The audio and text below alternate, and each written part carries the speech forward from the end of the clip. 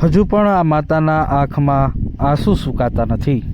આ આંસુ અમદાવાદમાં પ્લેન ક્રેશની દુર્ઘટના દરમિયાન પોતાની દીકરી ગુમાવ્યાના છે.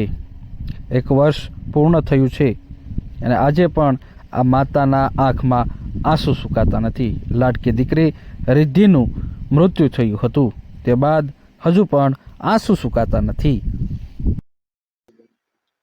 દીકરી જવાનું દુઃખ તો એટલું ભારે છે કે કોઈ એવા શબ્દ નથી કે હું તમને કહી શકું એમ.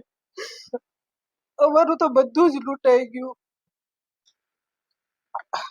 અમે તો એરપોર્ટે એને મૂકવા ગયા હતા અને રાતે અમે લોકો નીકળ્યા એટલે ત્યાં 10, સાડા 10, 11 વાગે તો એ અંદર એને લગેજ ચેકિંગ ને બધું થઈ ગયું હતું. પછી અમને થોડીક વાર તો અમે ત્યાં બેઠા હતા એરપોર્ટ ઉપર. પછી કે તમે લોકો હવે જાઓ, માધવ આખી રાત હું તો નથી તો એને નીંદર થઈ જાય.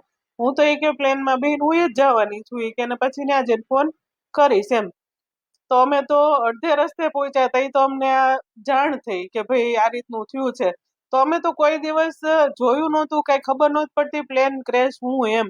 અમને એમ કે કઈક વાગ્યું હશે, હાથ પગમાં ઈજા થઈ હશે, પણ હાવ હચોડું આ રીતનું થાય એવું તો સપને કોઈ દિવસ વિચાર્યું નહોતું. અને અમે ત્યાં પહોંચ્યા, સિવિલે પહોંચ્યા ને ઈ હાલત તો ભગવાન કોઈને નો દેખાડે. રાડા રાડી, ચીસા ચીસી બધી અમે ગોતતા હતા. બધી આ ઓઢમાંથી ઓલા ઓઢમાં, ઓલા ઓઢમાંથી ઓલા ઓઢમાં કે ક્યાંક અમને મળી જાય એમ. એને 1.5 વર્ષ થયું. 1.5 વર્ષ થયા ત્યાં જ હતી લંડનમાં.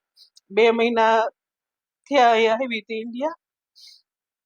એના પતિનો તમારી સાથે કેવો વ્યવહાર તો 3-4 મહિના તો ઈ લોકોએ જમાય છે બહુ આમ સારી રીતે કે ભાઈ અમારે દીકરાની જેમ જ એમ.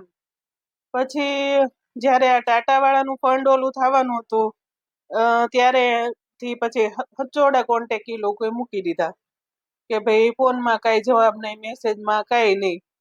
કે ભાઈ પૈસા એને જોતા હતા તો ભલે લઈ લીધા, એનો કોઈ ઓલું નથી, પણ અમારે હાલચાલ પૂછવાનું કાંઈ નહીં. કેટલું ફંડ એને મેળવ્યું? એને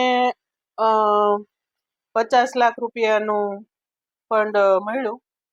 ઈ પૈસે એને લગ્ન કર્યા. 6 મહિનાનો થયા હતા તો એને મેરેજ કરી લીધા એમ. ઈ પૈસે મારી દીકરીના મોતના પૈસા એને લગ્નમાં વાપર્યા. દુઃખ ઈ વસ્તુનું છે એમ. તમને જાણ કરી હતી આવી કોઈ લગ્ન કરવાના? કોઈ વસ્તુ કાંઈ નહીં, અમને કઈ કોન્ટેક્ટમાં જ નતા. આ પ્રી વેડિંગ ને એ બધું હતું આ છોકરાઓને ફોનમાં તો અત્યારે આવી જાય બધું. તે ઈ લોકોએ જોયું એટલે ખબર પડી, નકર તો અમને ખબર નહોતી. સરકાર દ્વારા કઈ સહાય મળી? સરકાર દ્વારા તો આજે રાજ્ય સરકારના 2 લાખ રૂપિયા, કેન્દ્ર સરકારના ઈ અમને મળ્યા છે. બીજા તો એર ઇન્ડિયાના 25 લાખ ઈ અમને મળ્યા. કેટલા સમય પહેલા એની સગા લગ્ન કર્યા હતા અને એની પછીનો કેવો વ્યવહાર હતો તમારો? લગ્ન કર્યા એને તો 1.5 વર્ષ થયું ત્યાં હતી લંડનમાં. પછી એમ કે આમ ઈ લોકો વચ્ચે થોડીક આમ માથાકૂટ ને એવું થતું રહેતું હતું, પણ કોઈ અમે એને ઓલું કરતા હતા કે ભાઈ હાલો કાંઈ વાંધો નહીં, છોકરાઓ છે તો થોડીક માથાકૂટ થતી રહેતી હોય એમ. આ મૃત્યુ સમય જયારે અકસ્માત થયો પ્લેનનો ત્યારે એ લોકો ત્યાં આવ્યા હતા?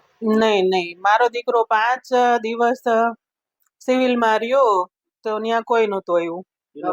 અને ક્યાંય પણ મારી દીકરી છે એના બધી ડોક્યુમેન્ટમાં, એના પાસપોર્ટમાં, ઇવન લંડનની બેંકમાં બધી એના ફાધરનું નામ જ છે. અને ઈ છોકરા પાસે મેરેજ સર્ટિફિકેટ નહોતું. ઈ તે મારી દીકરીની હારે જ હતું. અમને ફાઇલ એર ઇન્ડિયા વાળાએ આપી છે, એમાં બધા કાગળિયા હજી એના સેફલી છે. થોડું ઘણું બળ્યું છે, બાકી કાગળિયા બધા એમનેમ જ છે. એ લઈને જાતી હતી. એ સમય દરમિયાન એના સાસરિયા પક્ષે તમારો સંપર્ક કર્યો તો? કોઈ જાતનું કાંઈ નહીં. વિમાન દુર્ઘટના થઈ ત્યાર પછી કાંઈ? તો ત્યાર પછી નહીં, કોઈ વસ્તુ કાંઈ નહીં. એટલે એમ કે ઈ લોકો આવ્યા હતા બેસણામાં ને એમાં, એ બધું તો હતું જ. અહીંયા અમારે કારણ કે એને ત્યાં ઈ લોકોને નહોતી બોલાવી એટલે પછી અમે અહીંયા જ બધું રાખ્યું એનું. બ્લેક બોક્સના ડેટા સરકારશ્રીને એ જ વિનંતી છે કે ભાઈ બ્લેક બોક્સના ડેટા જાહેર કરો. અમારે પૈસા નથી જોતા, બસ અમારી માંગ એટલી જ છે કે બ્લેક બોક્સના ડેટા જાહેર કરો, જેથી ખબર પડે કે અમારું છોકરું કઈ રીતે આ ક્યાં કારણસર આવું થયું એમ. જે